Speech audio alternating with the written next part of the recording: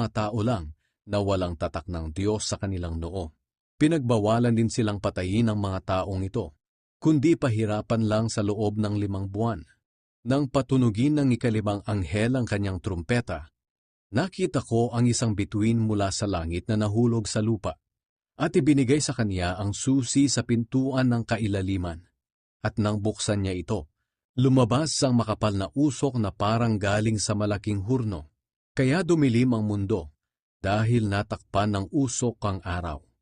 At mula sa usok, naglabasan ang mga balang at kumalat sa lupa. Binigyan sila ng kapangyarihang manakit tulad ng alakdan.